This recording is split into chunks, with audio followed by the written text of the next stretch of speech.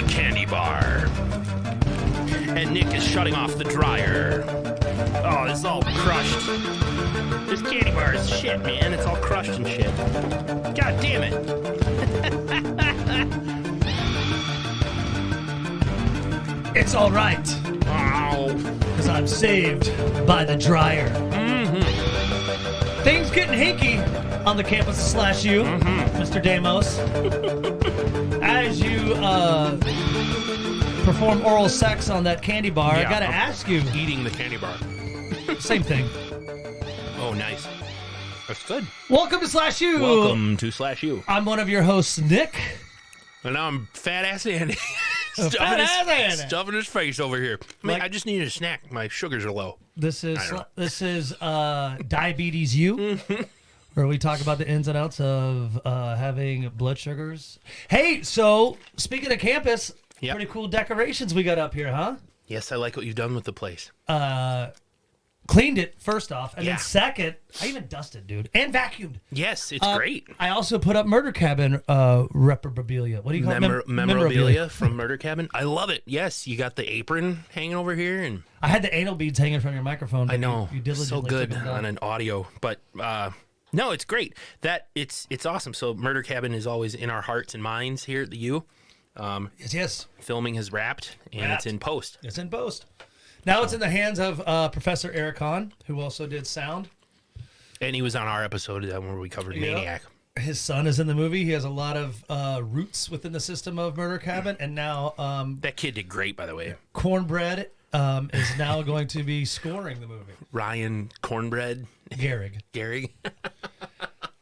It's now in their hands, but I'll be jumping down to a scene occasionally to sit in the studio with them just to kind of see what's going on. I'm sure Brian, That's awesome. Will you Brian will be take down there. pictures? Will you take pictures of like the mixing board and all that? Oh, sure. Doing the scoring. Yeah.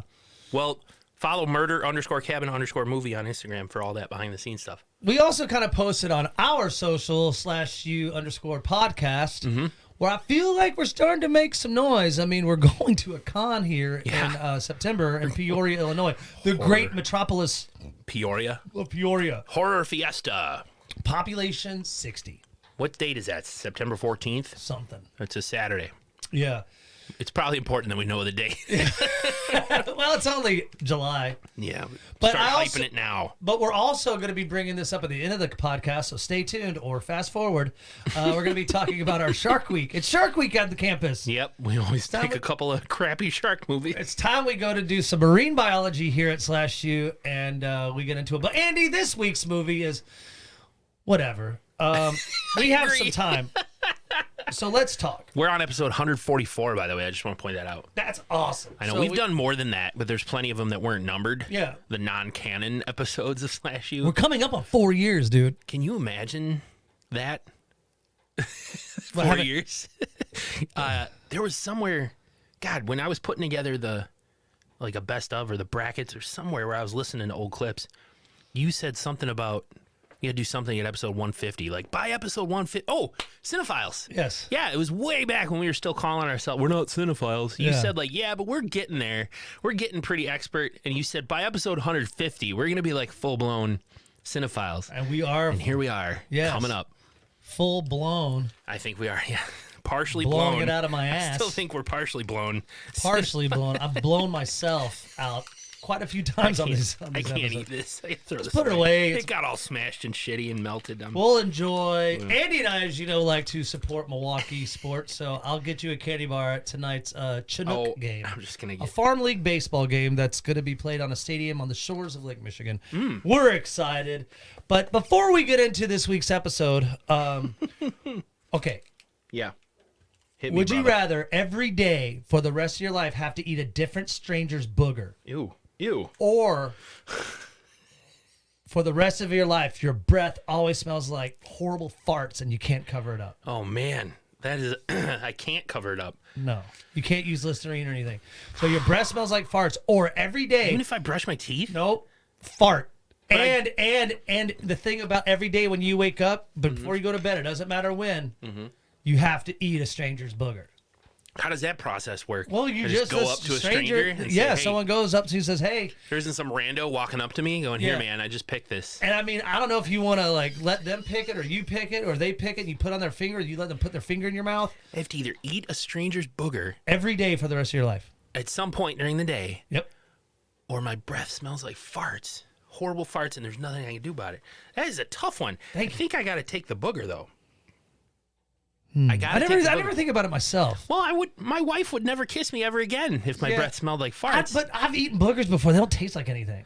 So I think I would do the boogers too. But I run the risk of catching a pretty horrible disease eating other people's boogers. Yes. That's one thing. We don't check for SARS or herpes when we do the booger tests either. So yes, you're gambling. Yeah.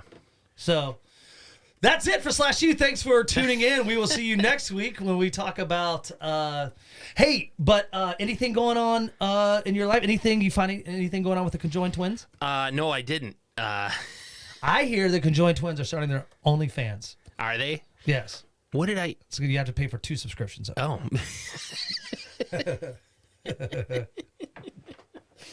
Oh my God! 2 different pages or 2 different usernames, but it's the same content. Same content, 2 different pages. That's how they double their income. They know what's going on. They would just show one face, but they're the same boobs. Maybe they just show one boob. You remember the Doublemint commercials? Yes. Doublemint gum, and it was always double your refreshment. Double your pleasure. Double your enjoyment. Oh, they double like the fresh twins? The Doublemint twins. They were gum. Yep. The Doublemint twins were kind of like Flo from Geico or whatever. A little bit. Yeah, the spokes twins of Doublemint gum. Yeah. They should become like sponsors of something. They I don't know. should. God, what could they sponsor? I wonder how much they've been offered to do porn. Like the Hot Tua girl, she's been offered quite a lot of money to do OnlyFans, and you know. And I woke up to that blowing up, and I had no idea, but now it's just crazy. I saw her do a video on Instagram where she was just flat out saying like, any merch you see is not mine. It's not official. I'm contacting an attorney. Like, she's talked about how like, you know, this blew up out of my control, and now everybody's capitalizing it, and I'm not seeing a dime off any T-shirts you buy, but I will be launching, you know, a line. And I'm like, this is a fucking meme. It's going to be done in a week, maybe less. I know. Why are you going to capitalize on that? I would do everything I could right at the moment because it's fleeting. It's going to be gone, and everyone. Gone. It's good, but she probably could get a reality show. Who are you? I'm the Hawk Tua girl. Yeah, right. I'm the Hawk Tua. I'm the one that likes to. Hawk a what loogie on a penis. Yeah, well, if she said I'm the Hawk Tua girl, many people would be like, is that some sort of Native American thing? Ooh. Like what? Like, what are you talking about? You know what I mean? I am from the tribes of the Tua. Badland Rivers. Yeah. The Hawk Tua tribe. Like, seriously. I don't mean to demean. I don't mean to be offensive. Demean I more. seriously don't. But that's... I have to believe a neutral observer who has no knowledge of what that is going to say that sounds like a Native American thing. And we come from a place, Nick, where there's lots and lots of Native American names for things. Milwaukee, Oconomowoc, Kewanee, Waukesha. It's all... We're used to those words. I know. So if you say Hawktua, I'm like, oh, is that a city in Wisconsin named after a tribe? Like, that's what I hear. I've spent some time in the casino. Yeah. Hawktua Casino. It's a little damp in there. Moist. You slide right off the chairs. Oh. We're going to hell tonight. Hey. Just for that. So anyway, more about the conjoined twins. Here we go. No, let's get into the movie. Episode 144. From 2023. Email us, by the way, slashupodcast@gmail.com if you think of a thing that the conjoined twins should sponsor. Oh shit. From 2023, 1 hour, 22 minutes. It's called Final Summer. The Final Summer. It's from 2023. It was right last year. Never heard of it. Know nothing about it, and here it is. It's like wasn't in theaters for sure. Yeah. Oh no. It's what it is. It's like a flashback love letter to the 80s and 90s or the 80s slasher. Instead of this movie is like Andy, I'm gonna do this movie in 3 words. Nostalgic my ass. I know that this is a love letter supposed to be like, hey, it's fucking. It goes from 1986 to 1991, 5 years later. Mm-hmm. I like the 90s thing. That's kind of actually something I have so many questions about that, but I played around with in Murder Cabin, so I'm kind of cool seeing the 80s transform into the 90s. Yeah. But it wasn't done Well, I am so sorry. I'd much rather talk about conjoined twins or loogies on penises than I would about this movie. Do you have a dick shot kill? We didn't talk about that. I do not. I picked one, but I mean, we don't have to make a big deal out of it. I mean, I have one. Kills are fine. They're nothing to write home about. Mine is dick shot kill. It's a dick shot kill? Okay. Question mark. That's good. That's a good. So I'm going to be interested to hear this. I dressed him up. Nostalgic Cliff Kill. So let's get into Andy, Mr. Damos. Don't call him Robert.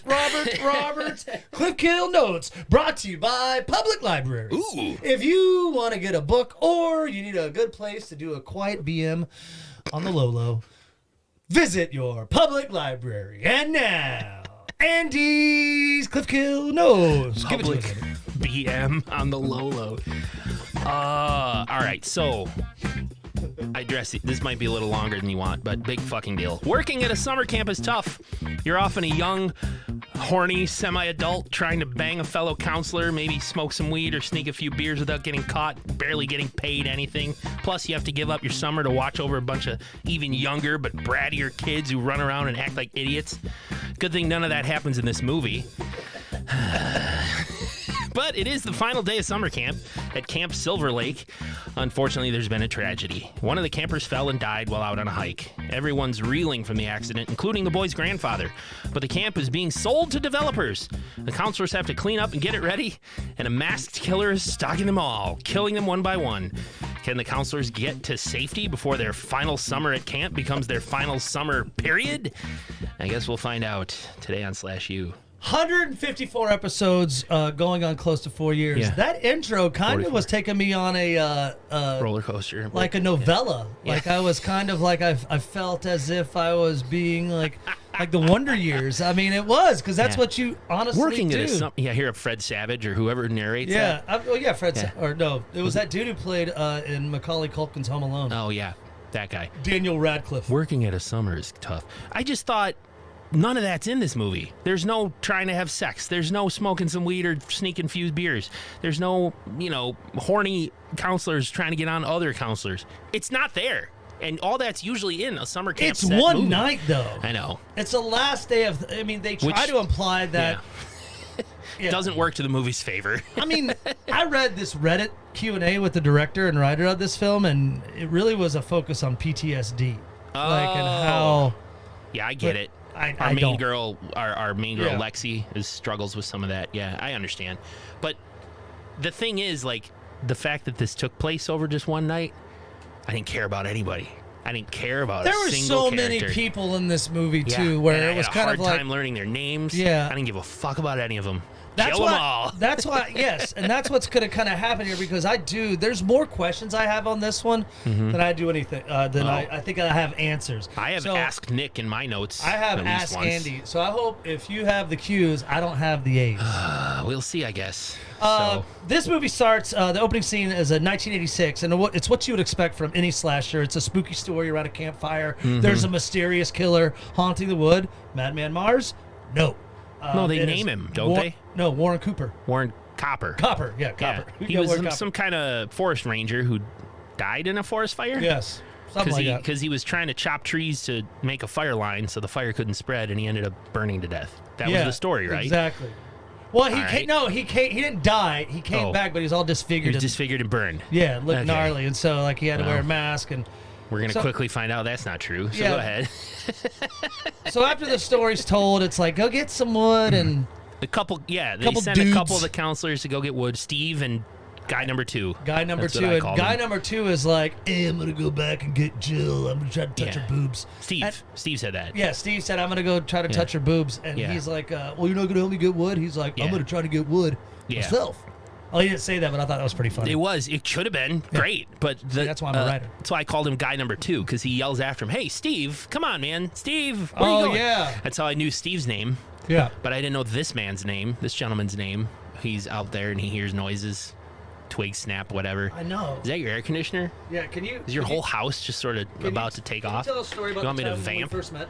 So, Nick and I first met. My wife used to hold Christmas parties. When I was dating her, and before I moved into her house, she would have an annual Christmas party. And we fixed up the basement, which is a half-finished basement. My office is down there, and at the time, my office obviously wasn't there. I wasn't living there yet, but we had it fixed up nice, a little table down there for cocktails, and people were, I don't know, it was 20 people or whatever hanging out at the house, having hors d'oeuvres and finger foods, cocktails and things, just a general Christmas party. Some people were playing cards and just sort of just visiting, friends getting together for the season, and Nick and his wife Jody were invited, and that's when I first met Nick to say, hello, I'm Andy, I'm dating your friend Cheryl.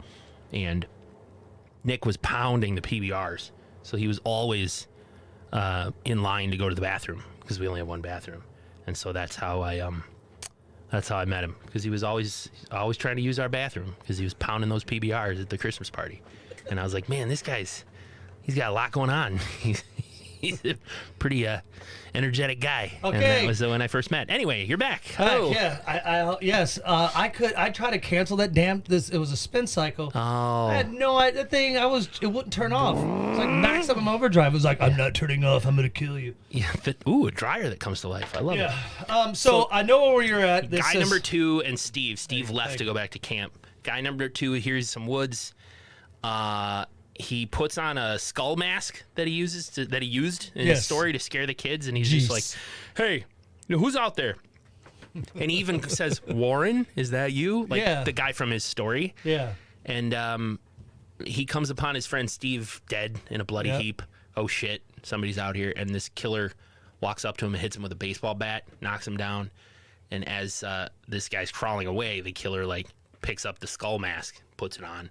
It's like a spandex looking mask with a skull printed on it. For sure. It's a cool looking mask. Yeah. And then axes this dude to death. So 2 deaths right out of the gate. 2 deaths right out of the gate. 5 years later, 1991, Camp Silver Lake in Illinois. 2 nods right there. Illinois, Haddonfield, Michael Myers, Camp Silver Lake. For sure. Crystal Lake, Jason. Oh, and when they were in the woods, they were talking about Jason. Yeah. Yeah, so I mean, it's kind of that trope on a trope on a trope, so I kind of get that love letter, that love note, that nod, that Easter egg, if you will. That hand job to, other great movies from yore.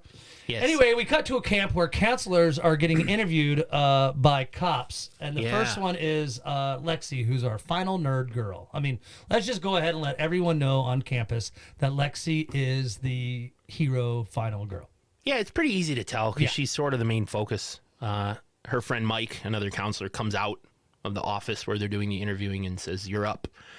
And he tries to ask her before she goes in, like, what are you going to say? What are you going to tell him? And the door shuts, and she's talking to this lady's name, Linnea Krug. Linnea who's Krug, the owner of the camp. Graybush. Silverbush. And the cops. She's like a Jamie Lee Curtis with silver hair. Yeah, and they want to talk about what happened. Something bad happened. Meanwhile, there's a woman at a typewriter typing, and it says blunt force trauma on whatever she's typing. Yeah, it's just, you kind of feel like something happened. This is the last day of camp, so something bad, obviously something bad happened, and it's a kid who went to the Camp Mason. Much like tropes in past horror movies, counselors are responsible for the death of a child at camp. Yeah. Jason Voorhees. Yeah. So this is kind of on Lexi. Is it falling on Lexi's shoulders, Andy? Yeah. Is she the reason why this camper, Little Mason, died. is no longer with us? Yeah. We pieced together, apparently he fell during a hike, fell down a hill or a steep hill and died. Thus the blunt force trauma, I guess. Nobody hit him. He fell. No, he just fell and hit his head. But the Silverbush, Graybush, Linnea Krug. I just called her Krug.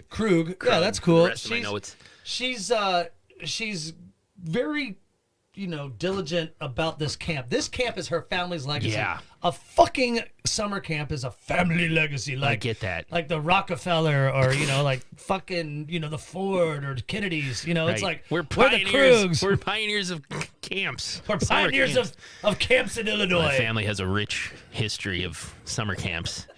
And this one's no exception. Her father that's a story that could be built developed this in camp. Yeah. Yeah. Well, she has a portrait of her dad on the wall. Yeah. She even walks over and looks at it and said, "I won't let this incident tarnish the camp's For an reputation." oil magnet or even automotive tobacco, like to have that photo. This motherfucker opened a camp for fucking kids in fucking middle of Illinois.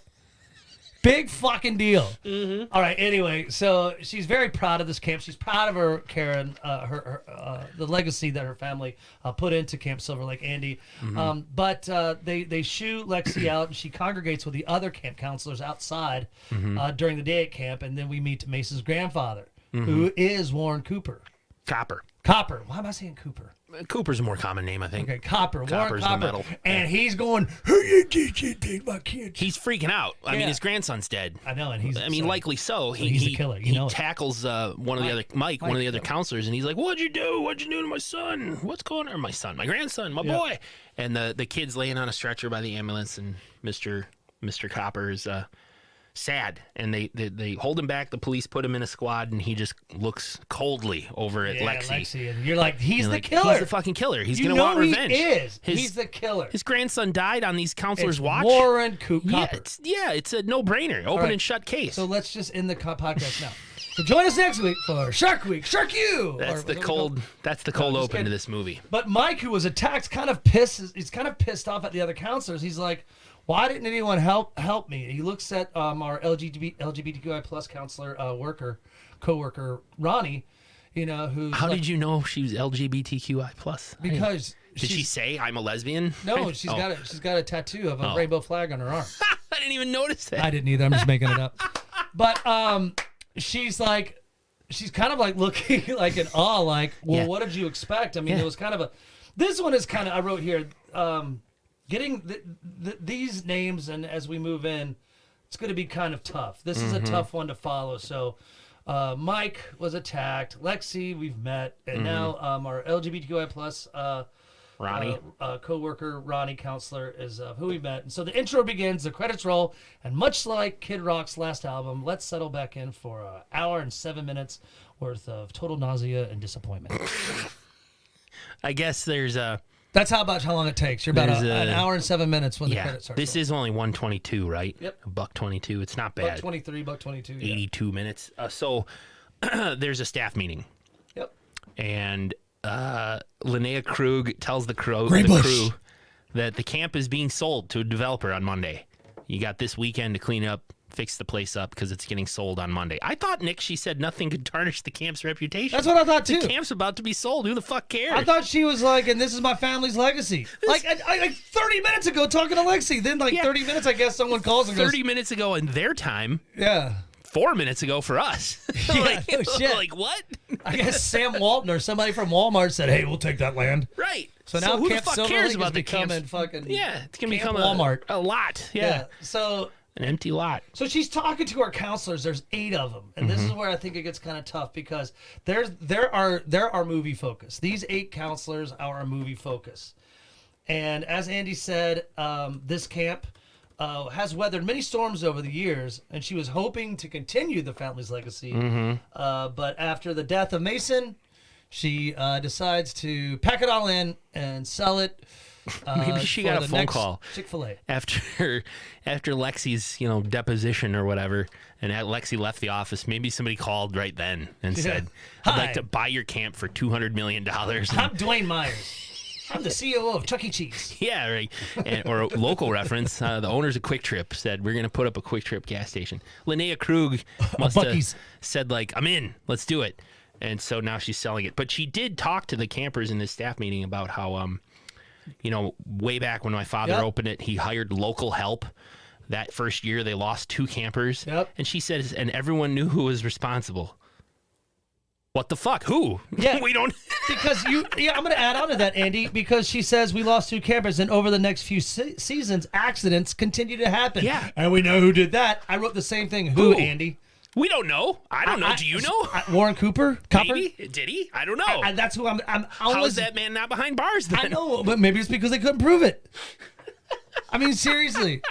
I'm like, seriously. We all know who's responsible. No, I'm sorry, we don't. The counselors look around each other. They're like, was it you? Is it you? No. Yeah. I don't know who the fuck's responsible. All of a sudden, poof, Carrot Top. Yeah. It was me. Yeah. He's got a shovel or something. I don't know. Next scene. Moose There's a guy named Moose. Yeah, and, Moose is like our football player. Yep. He's like and Peter and Moose. Peter's our scrawny nerdy guy. Yeah, long hair, kind of nerdy. You think he'd probably be like, "Hey, you want to go fucking play some D&D?"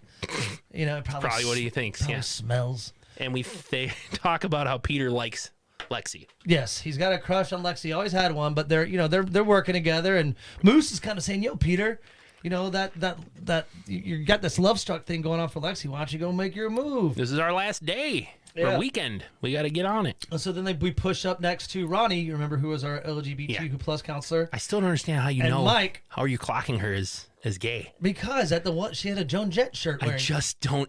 She was wearing a Joan Jett shirt, like in the middle, like So the what? second. That makes her. Yeah. It's just because she has a short haircut and a ring in her nose. No, she's just like it's a great way to kind of let It's people not know. mentioned at all. It's just so people can get the idea Okay. of like, hey, It's fine. Yeah, it's fine. So I'm just pointing out that it wasn't mentioned. We have no knowledge of this, of anyone's sexual preference. For all we know, Mario, the fat black dude, he's gay. Who knows? No, we don't know. I actually have a different category for him. Probably gonna get me in trouble. This is where we're meeting No. him. So No, anyway, okay, I'll change it. Ronnie, It's fine. our right wing lesbian. I doubt it. Those exist, I'm sure. I know. That would be one. Like I a would snow love to leopard. interview. A snow leopard in the wild. There's probably 4 of them in all of North I know, America. I would love that. I'd love to A interview. right wing lesbian. Today on SlashU, we are stepping away from our normal muse, and we're gonna interview fucking Shania from She's a Racine, Wisconsin. She's a right-wing- MAGA. No, I'm just kidding. So anyway, I'm just trying to get everyone. I really want the students to kind of stay This up is with us. Where we're meeting everybody. Right. Yeah, right, Mike, right. who's kind of cocky, he's polishing a Mustang, and Mario, who's kind of like wearing the bandana, kind of a bigger black dude, who's kind of like just kind of that all around like, hey. He's a happy-go-lucky type Yeah, of guy. yeah. Cheerful guy, and he's mad. He's like, "How come he gets to do the easy chores, and I got stuck with Mike's beekeeping?" not doing shit. No, he's Mike's- just polishing his Mustang. Right. And Mario's all like carrying a kayak with Ronnie, and he's like, Yeah. "I got stuck with beekeeping." So stay with us, students. Yeah. We're keeping it up here. I promise. It's all gonna make sense. Yeah. Lexi can't get over the fact that she let a student die, so she's dwelling around this pool, Andy, this gnarly ass looking pool. It's a gross-looking pool. Yeah, and Georgia, our sweet, strong, independent, plus-size counselor consultor. Okay. Consoles her. Yeah, they're Consulter, talking yeah, about it. Yeah, consultor. Consulter. Consoles her. She's a counselor doing some counseling, consoling, and consults her. Consulting her about. Consulting her. Hey, do you think this shirt makes me look good? That's what Georgia's asking of Lexi, and consulting her. We should always record this time of day and day of week. No, it's just because then Mario comes up and just jumps in the pool. He's all goofing around. Did you get the foreshadowing? Yeah, he plugs in his There you big boombox stereo, and Lexi yells like, "Don't throw that! Don't make sure that doesn't fall in the pool."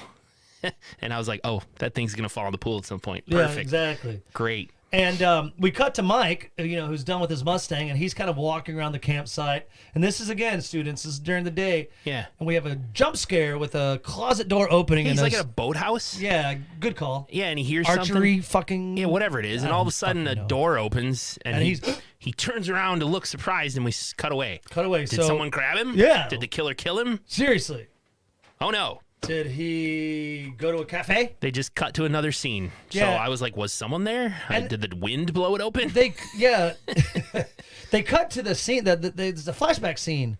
Okay. And I didn't cover the flashback scenes very much. I But think is it- mostly but because I didn't give a shit. it's Dr. Great, it's Silverbush, Silver Pubes. It's Linnea her, Krug, the owner it's of the Lena camp. Krug and Dougie, who's like hippie Jesus, and I Dougie's guess like the head counselor. head counselor, and he's Hippie Jesus, yeah. hippie Jesus. Seems redundant, but okay. Yeah, compared to yuppie Jesus. That's fucking Yuppie weird. Jesus? Yuppie Jesus likes to party, a lot of cocaine. He's a stock He's trader. going through old reports of shenanigans that went on through the camp throughout the year. Is this a flashback scene? I didn't get it, No, this was present. but he's looking through. Krug gives him the medical file for Warren Copper. Oh, that's what it was. She said, I have Warren Copper's medical file. It's trying to set up that he's a disturbed guy and he might come back to the camp to get revenge on his grandson's I started death. getting kind of lost. Because Dougie starts paging through it and you see random phrases like, rebels against authority. Yeah, in 1969. Yeah, so Warren Copper's got a history with the camp. Yeah, so That's really all. That's really all she. So it's not a told him. flashback, but it is No. kind of making Dougie go, I better warn my other homies. Yeah, I think because Krug is telling him, like, I'm leaving for the weekend. You're in charge, and you guys got to clean this place up by Monday. Make it look good. Right. So we cut. Now it's evening, Andy. The sun is set. The pool still is dirty as fuck, and it's a gathering place, I guess, for the last night of hangout. Yeah. Hangout for the counselors. Peter and Moose talk, and Moose is trying to say, Peter, go get some Lexi. Go talk to her. I love it when he grabs the guitar. No guitar. Peter picks up a guitar like he's gonna go fucking sing to her. I gave my love a cherry, and someone's just gonna smash the shit out of that guitar. That has no stone. Think of Animal House. Yeah, of course. John Belushi. Yeah, Breaks the Google John Belushi Animal House guitar. I bet most of our listeners know. Yeah, probably know that what I'm talking about. But anyway, maybe the ones in Guam. Grenada or Guam. Yeah. Mario, Peter just trying to talk to Lexi, like, how's it going? Did you get your work done? Whatever. And Mario just does a cannonball that breaks the silence into the pool. And she runs off crying. She freaks out and runs off. Because water got on her? I don't know. I think she's just having a panic attack, a little flashback about. It's a flashback about her little brother, brother. Or lover, or somebody losing a ring. It's her little brother. And it's gonna definitely. I don't think it's a lover because she's a child in the flashback. Could be your boyfriend. As a kid, Yeah. she's like 12, and this little kid is like. Did you ever play Truth or 6 Dare or when you were a 7. kid? I dare you to go out with this girl for 7 days, and we had to go out. We had to be between one boyfriend and girlfriend. Oh man, no, it's never happened. But that's how Jody and I met. do we want to like reveal the story of this flashback at all at this point? Or? Well, because I really don't know what it is. Her brother, and he died. It's her little brother, and from what I gathered, they were walking down the street alone. Yeah. And he was dawdling, taking his time as little brothers would do, dawdling. Dawdling, He I was like that. dilly and dallying. He was dilly dallying, and she went back and just grabbed him and was like, "Come on!"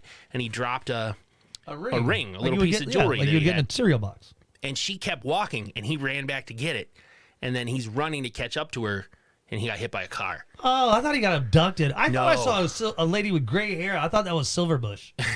Dr. or Krug or whatever. I don't know. No. From what I gathered, Miles got grabbed or hit by a car trying to catch up to her, and so she blames herself.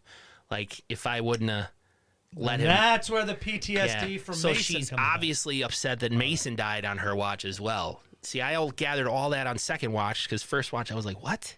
So. Yeah, I did a lot of research, and I found a Reddit with the writer-director, like I said earlier in the podcast, and, he's kind of like, thanks for watching. Sorry if it was my first film, and I'm still learning, but it was a focus. I guess he went through some post-traumatic stress disorder, and he was trying to convey that. Written and directed by John Eisberg. There you go. Isberg. Hippie Jesus pops back up on his counselors. Dougie. And he starts asking about Mike.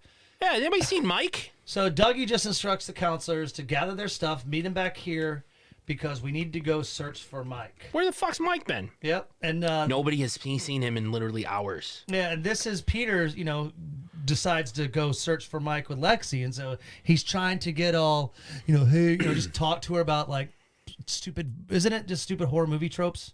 Yeah. Like, why are we going to horror? Yeah. Horror, Oh, yeah. A horror couple people in movies? the woods alone. Yeah. We split up. Yeah, That's a typical horror movie It's stuff. like everyone still continue it's like let's split up and search. The funny idea of making a horror movie and a horror movie.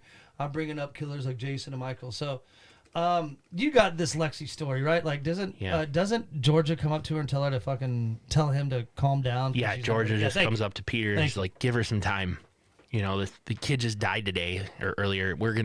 It'll be fine. Give her some time. Everyone knows you like her. Yeah. Nobody else is going to swoop in. Yeah. Because no one else likes Lexi. No. I'm just kidding. I don't know. I think Moose was kind of giving her. I think he Yeah. wanted to doodle or dawdle, as you say. Her boobs. This was like, you're right. At some point, Lexi and Peter go down to search by the river, and the rest of the group heads back to The mess hall. Yeah. And as they're approaching, the lights go out at the mess hall. And that's when they're like, what's going on here? Yep. So they all just hold It's up. like, it is like power's off. Yeah. Here comes the thunderstorm. So I'm going to go shower naked in the thunderstorm. This Like is it's all the. Dougie, Mario, Yeah. Ronnie, Kelly. We don't Moose, really and see much Georgia. about Kelly. Kelly's a dude. Ronnie's a girl. Yeah. Kelly, we don't know much about. He's No. just going to be kind of like the hanger-oner. Yeah. He's like, imagine someone who really loves Shia LaBeouf. Yeah. This is Kelly. Yeah. And he's wearing a Smashing Pumpkin t-shirt that is not year appropriate. Correct. That shirt's from 1993. This was supposed to be 1991. Right. But they're at the mess hall, and it's just so stupid how, like, George is looking out the window. Mario, the big guy's like, do you see anything? And she just goes, oh, my God. Oh, my God. Nothing. It's nothing. That's She's what Lexi did to Peter. Goofing off. Remember the story? And he's like, is that Lexi a true did story? that, yeah. And Peter like, and there's this. It's like, come on. Yeah. It's filler. And it is. Lexi, eventually Lexi takes off, leaving Peter alone in the woods. Like, I'm done searching. I'm freaked out. I don't want to be out here anymore. Lexi leaves. Peter's like, we gotta find Mike. Back at the mess hall, like, yeah, they do the crazy, oh my God, there's nothing there. And with Peter, he's like heading back towards the group, looking for stuff. His flashlight goes on the fritz for a second. Yeah. He hits it and it comes back on. He's on a bridge, and that's when he sees our killer on the other end of the bridge, and he's like, oh my God, oh shit. He does kind of say running. Mike. He does say Mike. Like, Mike, this isn't funny, but this guy menacingly starts walking towards him, and he's like, fuck. And so Peter runs. He trips and falls and rolls down a hill and smacks into a tree and is conked out. And I guess he's hidden out. like in some bush because the killer couldn't find him. Yeah. So it's kind of like is he safe? Is he for good? now? Yeah, he's knocked out. And meanwhile, the gang gathers back at the mess hall. Kelly and Moose are like, yeah, the breakers are all messed up. Somebody, fucked with the breakers. We can't get the lights back on. Dougie says, everyone stay here. I'm going to run to the office and try the radio. Lexi, meanwhile, had gone off on her own and finds a bloody yellow Camp Silver Lake shirt at the boathouse. Is it Mike's? Is it Mike's? Did he get killed? Where is he? Dougie finds the phone line's been cut, and he reports back to the group, and they all see the killer outside standing there with a mask and an axe. Poor hippie Jesus. I mean, because they're all thinking it's Mike. I mean, they're like, Mike, is it you? Is this some kind of fucking joke? Yeah, what are you doing? It's not funny. I love how Ronnie's reading a Fangoria while she's waiting in the mess hall. Yeah, that makes her gay, I guess. I love that. You didn't see it was the LGBTQI+. It was the Victor Crowley. What? Yeah. I wrote a really good article about Victor Crowley making out with the beast on the cover. That would be great. Let's not fight, Daddy. No, we could go to Camp Island. Oh God. Honey Island Swamp. Honey Island Swamp and the factory. They're just yelling. The killer's just standing there menacingly in this open field in front of the building, and they're all kind of walking up like, it's not funny, Even Mario picks up a hockey mask. Yeah, like a Jason hockey mask, and is like telling him off, like, it's not fucking funny, man. And Moose goes, I don't think that's Mike. And Doug, hippie Jesus, turns his back, and that's when the killer axes him in the back of the head, and everyone freaks out. Yeah, of course the counselors freak out after, and run off. The killer runs and pulls out the hatchet. Kelly, who's wearing the smashing pumpkin, hits him in the side. So that's just kind of saying that. That's what I said about Hanger On. Like he's injured. He's injured. That's going to be his role for the rest of the movie. So Kelly's, I'm not saying out, but let's just say he's 2/3 Kelly. And Moose grabs Kelly as Lexi runs up to the killer, and he's pulling him back. So Lexi, it's just kind of commotion. Lexi runs off in the woods. Moose grabs Kelly, pulls him in. Everyone's in the mess hall. This was Lexi just getting back to the group. Yeah. Is something wrong with your ear? Yes. Oh, you keep itching your ear. Oh. Sorry. That up, yeah. I hope everything's okay. Do you want to let him know about my STD? Well, if you scratch that, I would ask, but you're not scratching that. Lexi must have been, this is when she's approaching and sees all of this happen. She runs away, and the killer runs off after her. The rest of them get back into the mess hall to try to stabilize Kelly. He's obviously injured. He's got a big gash in his side from a hatchet. Ronnie sends Mario, you go get first aid. Ronnie's playing like Captain. She's like Captain LGBTQ right now. She's like in charge. Mario, go into the kitchen, look for the first aid kit. Moose and Georgia, you go find Lexi. She ran off. We got to get Lexi back here. So that's what they do, because Dougie's dead, Kelly's injured, and Ronnie's there playing quarterback, I guess. For everything. Remember our girl Lexi had to run off, so she's hiding from the killer and having flashbacks again of her lover. I fast forwarded this part. Yeah, the little brother. Yeah. Lost her superhero ring, and their cause of death, of course, as Andy explained, hit by a car, so she blames herself. She's in like a bunk or hiding in one of the bunk houses. Yeah. Or maybe her. bunkhouse. I'm not sure. The killer sneaks in. She thinks she's watching the appropriate space for it. He walks in. There's a door on either side. Yeah, but he walks in and a battle ensues. I wrote a battle ensues, but it came out in shoes, so I left it. A battle good. in shoes. I was glad you knew the right word. You didn't think it was actually in shoes.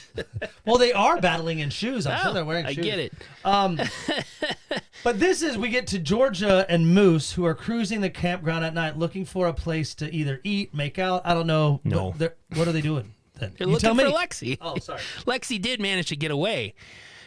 And the killer almost follows her, as Moose and Georgia walk up on the other side of the cabin. The killer hears them coming, and he hides back in this little cabin. Yeah, Moose is carrying a trophy because that is what. Trophy? How many times have we seen a trophy used as a weapon in these movies? I think it's been more than 3. A couple of times, yeah for sure. And but the killer gets the drop on them. Yeah, the killer actually grabs the trophy, knocks Moose out, doesn't kill him because I knew right away that Moose wasn't dead. Yeah, not from that. But Georgia runs off. Yeah, and the killer chases her. Yeah, and so then we're back to Mario and Ronnie. Ronnie's keeping everyone in check.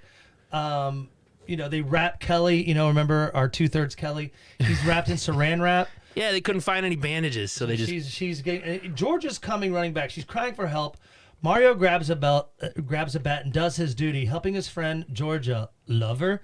And I don't understand. Like I have many questions about Georgia. Why? So, like what? Well, it's she just cute. runs in. She's like screaming about Moose. He's dead. Oh fuck, he's dead. Mario tries to be badass. Let's dance, motherfucker. But the killer quickly gets a drop on him, and I guess the killer just stands there watching him. Yeah, I guess he's just okay with leaving them alone in there for now. Because they're in the mess hall. Yeah, but he gets a drop on him, making it because he kind of knocks the bat out of Mario's hand and makes Mario scurry off into the bathroom. But like, I noticed that they're in the mess hall with like a rope around the handles of the door, and it's a screen door. Like, why would you just tie that shut? He could just easily punch through it with a bare hand, let alone axe it with his axe. Scratch at it. It's a screen door, and you're just gonna tie it shut with a rope? Like, what?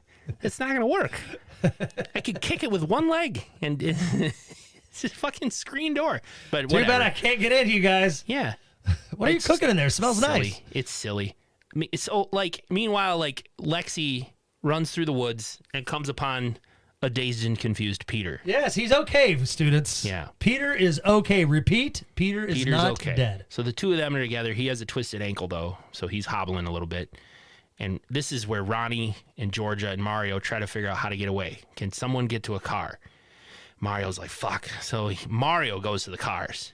And, of course, the killer is there. Yeah, and he goes for the Mustang. And chases him into the bathroom. Yeah, and that's like he runs out the other side of the bathroom, and the killer's there with his little hatchet. And we cut to black and come up, Mario stumbling over to the pool with a hatchet in his front. Like in his sternum. So he's got a little hatchet in his stomach, and then the killer approaches him. Boy, it's appropriate that he die in that yeast-infected pool. And the killer axes him from behind, and he dies into the water. And that's my dick kill. Oh, shit, that was yours? Yeah, I guess. I don't know. Dick kill. I'm sorry. No, I just thought of it now. Mario? Dick shot kill the weed. Because I like his name. Right, his last words falling into the pool were, "It's a me, Mario." And it fell. Splash. It's a me. That would have been awesome. Mario, this big beefy black kid. It's a me. No, but as they cut back to him, he's got on the Mario hat, and the mustache, but he still looks the same. Splash. It's me. It's a me. Mario. So That was 1991. It would have worked. It would have totally worked.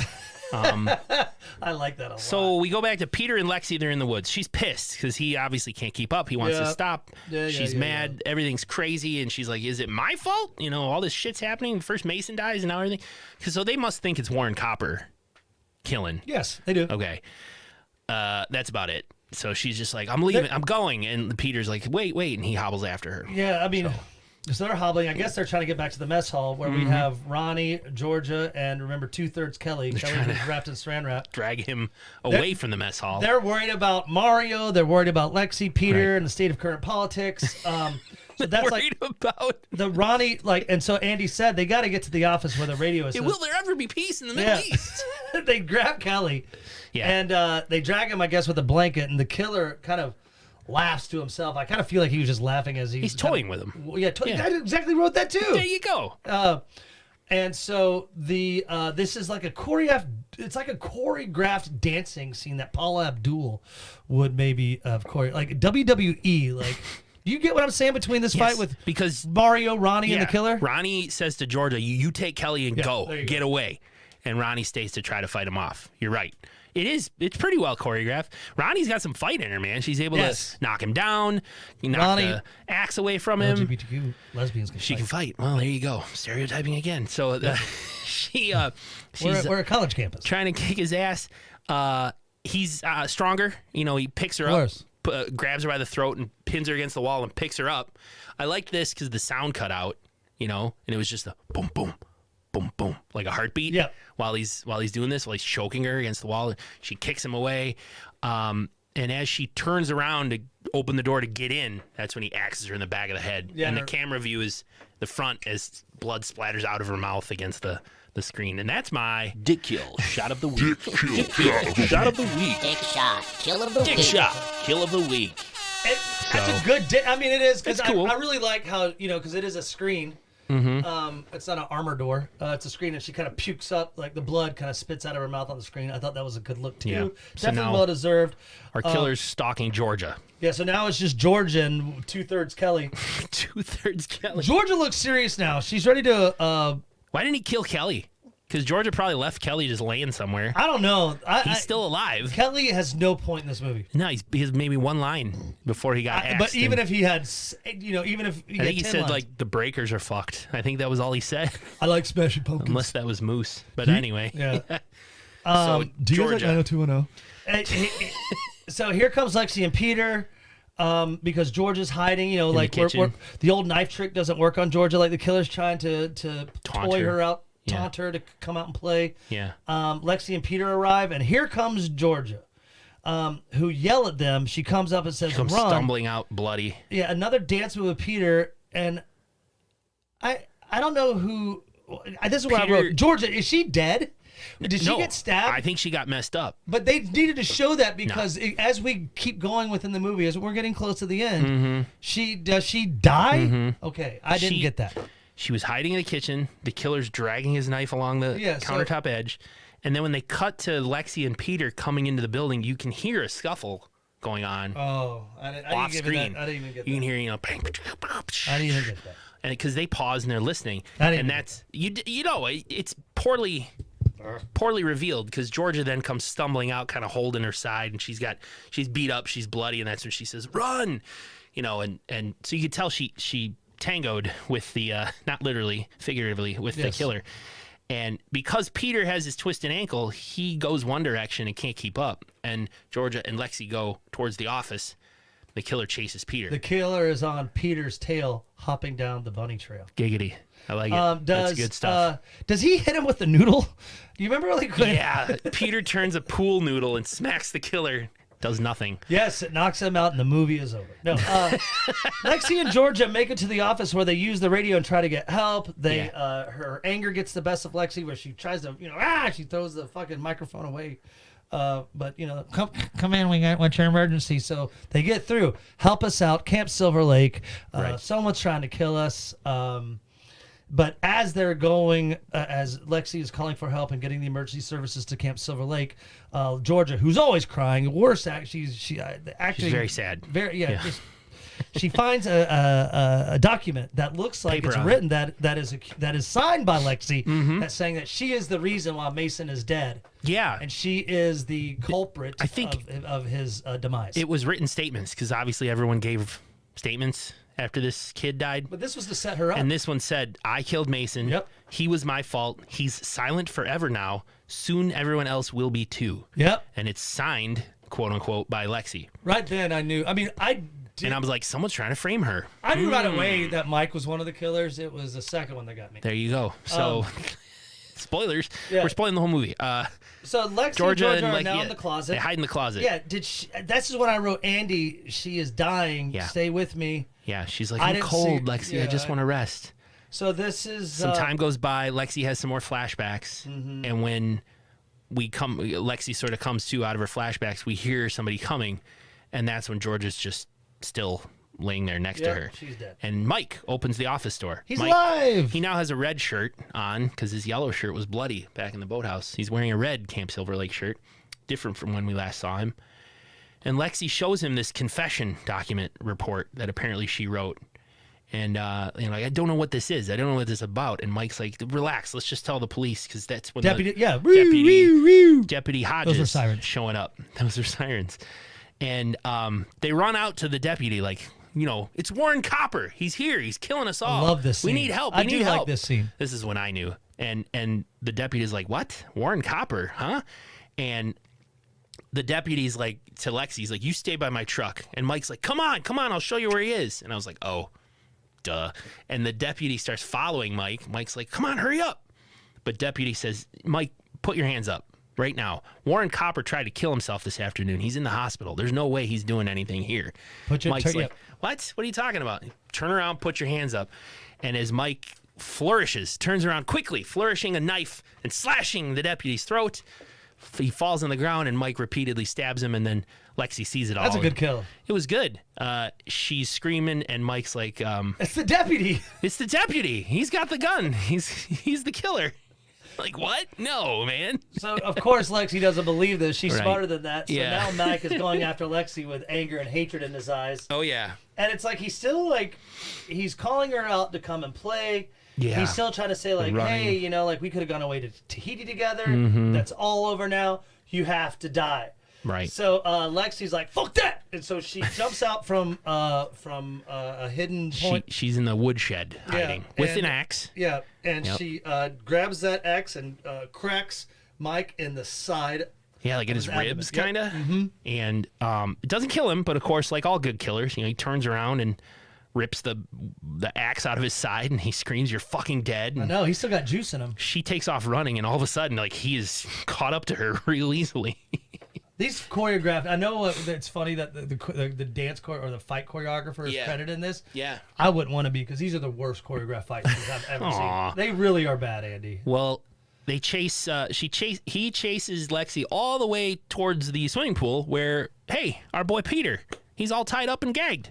He's not dead. Yep, like he got Scream. knocked out, and he's almost, one could say, he's bait, perhaps. Yeah, that's good. Peter's there, and Lexi, of course, tries to free him, but suddenly Mike catches up and knocks her into the pool.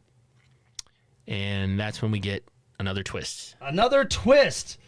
Camp Silver Pubes, director Silver Pubes. Leanne Krug. Leanne Krug comes walking out and goes, "This is all messed up. Yeah. This isn't the way it should have gone." All you had to do was die. Yeah, and I love how Mike is, of course, in on it. He's like, "Can you hurry this up because, I'm dying I'm here." dying here." So she just tells her to done and shoots him right in the head. Shoots him in the head. Love it. That's one thing I love that kind of shit where it's just all of a sudden like when Samuel Jackson's in Yep. Deep Blue Sea, we're gonna fight. Where the shark just comes up and eats him. Spoilers.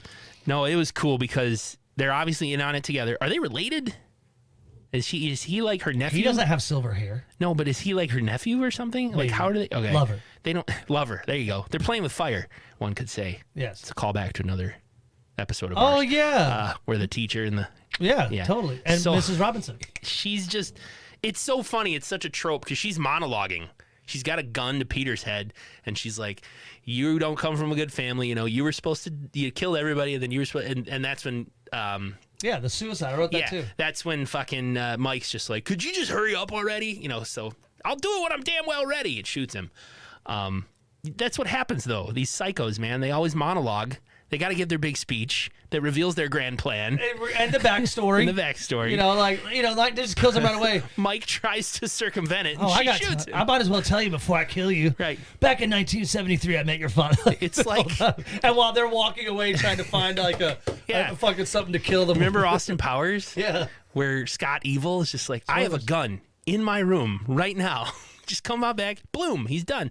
And Miss Dr. Evil's like, "No, I'm going to place them in an easily escapable situation involving an overly elaborate and exotic death." What? Spoilers. What if people have never seen Austin Powers? Sorry, 37-year-old movie or whatever. But it is the old trope where, Yeah. I'm going to kill you, then make it like you killed everyone. Leanne You Krug can explain the rest of the movie because gets in the water. She tells Lexi, you put the gun in your mouth to make it look like Lexi killed herself. Because that was the whole plan. Lexi killed everybody and killed herself. Peter is tied to a chair. He falls in the water too. Krug dunks Lexi underwater and is like, do it. Put this in your mouth. And as she dunks Lexi underwater, Lexi's able to reach over to Mike's dead body where he has a hatchet in his belt and pulls it out of his belt. As she comes up out of the water, slashes Leanne Krug in the throat. Doesn't kill her, but Lexi's able to climb out of the pool really fast, haul Peter out of the pool really fast, goes and grabs the boombox, hits stereo. play, and says, Play Smashing Pumpkins. put this in your mouth, bitch, and throws it in the water and electrocutes And as she's Leanne getting Krug. electrocuted, Lexi performs mouth-to-mouth on good old Peter. Peter. He comes to, He lives. and he says something after all his friends are died. He's like, was that my stereo? Oh, Ha, ha, ha. I thought he Wait. said, I'm pregnant. Oh, yeah. You remember? Yeah. Hayride? Hayride. Everyone's dead. Oh, that's scarier than everything. Was that my stereo? No. And then our boy Moose comes up. Moose comes back, and then He's he has okay. to say something. Are we getting paid? We still getting paid. He's So got he- his quip. You only care about money, not your friends dying. You just want to get Well, in Moose's defense, he did say, wait, I was with Georgia. And Lexi just says, no, Georgia's dead. So paid. This writing is, again. I'm now not it's time for an extended ending. Because the movie could have ended right there. But we're later We cut to the at the hospital. after they sit around the moldy semen-filled pool. and Right. They cut to they're just all out of breath. They cut to the next day where she is getting. Is it the next interviewed. day? I thought it was just No, it's later. It's day because I Yeah. think during the night they were getting. So I got it as bright, sunny. Yeah. They're in the hospital. The cops are interviewing Lexi, but he's quickly interrupted by a nurse. And they're talking, but Deputy Henry. We learn that We learn that Kelly's gonna live. So Kelly's going to live. Peter's okay. Peter's like, I'm going to wheel down to the cafeteria and get me something. Lexi's like, sure, go ahead. Who cares? Lexi sees Warren Copper Yeah. in his hospital room with the bandages around his wrists because he tried to kill himself, as they mentioned earlier. She wheels up to him and she says, I'm really sorry about Mason. She's like, I feel like it was my fault. Copper forgives her. He tells a story about being in Nam, whatever, and just says, it's not your fault. She gives him the ring that her brother had and says, Mason would have wanted, or my brother Miles would have wanted Mason to have this. Not sure how. Her brother died a long time ago. Probably didn't even know Mason. I don't understand where she said where that's coming from, but that's okay. And that's the end of that little scene. Deputy Henry gets word that they found something. Somebody hands him an envelope, and it's another bloody mask. And the cop who handed it to him says, we thought there was one, but as you know, trail off. We cut back to Sheriff. This is Sheriff Palmer out at the woodshed at the camp. And he sends all the workers home. There's like construction workers. And he's like, you guys knock off for the day, but be back here first light. He draws his gun, and he's about to go into the woodshed, and he gets a radio call to come back to the hospital. So is the killer that was from 5 years ago still there? Because 5 years ago, Georgia. that's Georgia. She woke up out of the office. She's not dead. No. I didn't know who we roll credits. Roll credits. There you go. In 1986, someone killed that counselor when he went off to get wood. Yeah. Was that Mike? It doesn't make any sense because It it's was- 1991. It was Linda Silver Bush Krug? Yeah, that's who I'm thinking. So She was making sure okay. that incidences were happening. So how are we now in 1991 and there is supposedly another killer? I don't know why they're Linda's, doing it. Leanne Krug and Mike are both dead.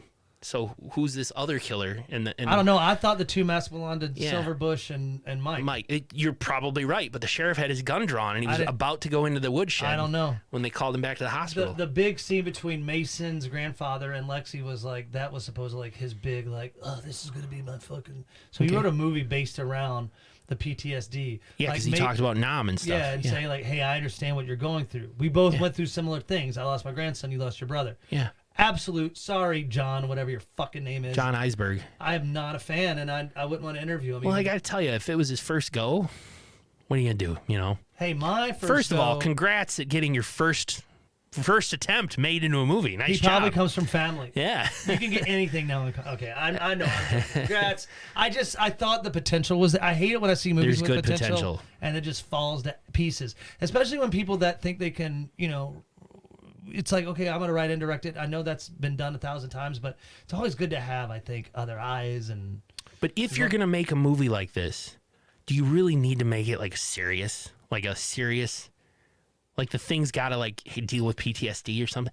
I feel like movies like this don't deal with heady topics like that. I didn't see it. Maybe that's what he was going for because I Yeah. know that's what was on the credit Q&A. But It was he was trying to go for that, but he also had some of the silliness. You had like Moose and you had Mario sticking in their one-liners that weren't very good. Oh, Things yeah, like they so. were horrible. So it's like, which one is it? What's the I tone didn't, here? I didn't get any humor out of this at all. So, but Nothing made me laugh. That's my except thing. the guitar Either lean into the silliness of a campy B movie, or don't. Make it dramatic, make it heady, make it deal with PTSD. Do one or the other. Don't try to do both. Yeah, I know that he felt bad because on the Q&A he's like, "Thanks for watching. I know it was my first." Like always kept going like my first.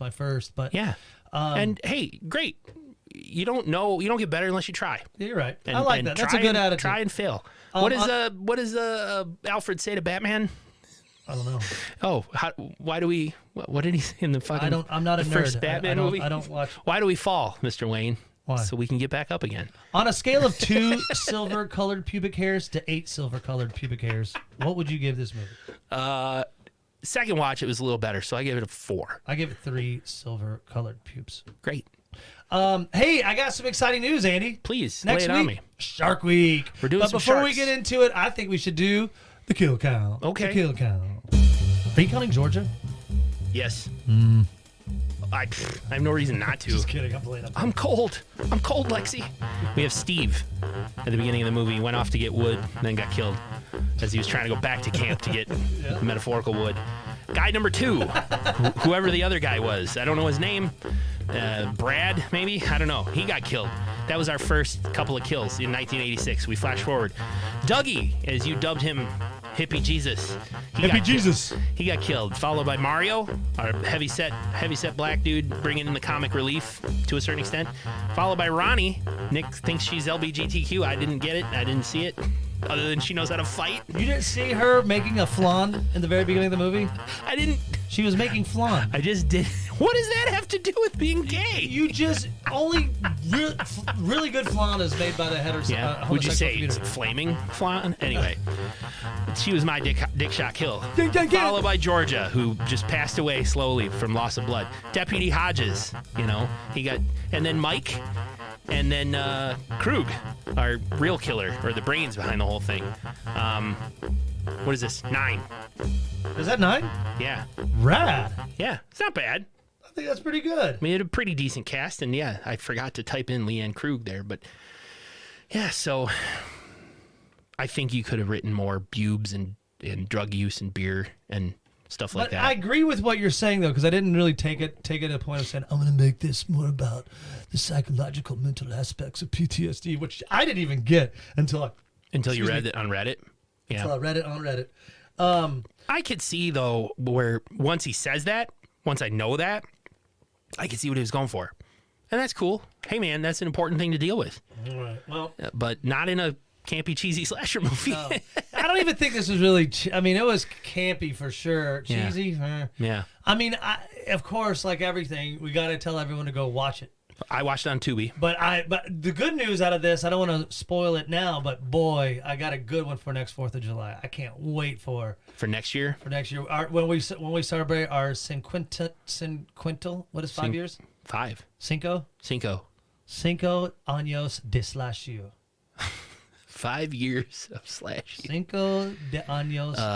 Hey, Take a break. Do our shark Week. movies. Shark movies. Come on, this is exciting. This It is is. great. You I'm need pumped. to pick out yours. I've got mine. All right, So you we want to just announce yours? Because No, I'll I wait. haven't picked mine out yet. I'll wait. Just let's take a Okay, break. Pause. And we're back. No, there isn't a commercial, but someday. You never know. Well, I just always feel stupid saying we're back. It's all right. Or Why? front. I know. We were gone for a half a second, and now we're back. I like Shark Week. Yes, I'm looking forward to it every year. I do like that we cut it from doing 4 Yes, down to just a 2. We both pick one. Yeah. So Professor Nick won the jerk off contest, and I get to go first. Nick wins every jerk off contest. So from 2016, 1 hour 25 minutes, Ice sharks. A group of scientists at a research facility based in the Arctic battle a breed of sharks that have invaded Arctic waters. Here we go. I love how you said that it's always, all these movies, they always start with a group of scientists. Yeah, because it's Off always the like remote island of Guatahiti. mutated or experimented or Love it. they melted the ice and sharks got out. You know, remember Jurassic Shark? Yeah. It was a group of scientists drilled too deep and unleashed megalodons. You know? Yeah, that was like even a Ouija shark. It was like, yeah, it was kind of like, like the spirit of the shark. Yeah, yeah. And then I love the one with Doll Shark, where it was the tooth. Yep. The evil shark in the tooth. I just want to give some props out to Shark of the Dead, something that I wrote that's Yep. about it's this. I hope one day we get to review that film. Oh, that it becomes a film? We can review It is. It's funny. It's probably one of the funniest. You won an award. Yes. Yeah. Comedy horror, first place. Nice job. So Andy, In the Nick Awards Awards, Nick won first place for his own movie. Just kidding. No, it was a legitimate Yes, contest. it was. And then mine, which we will do the week after next, is Planet of the Sharks, 2016, 1 hour, 26 minutes. In the near future, glacial melting has covered 98% of Earth's landmass.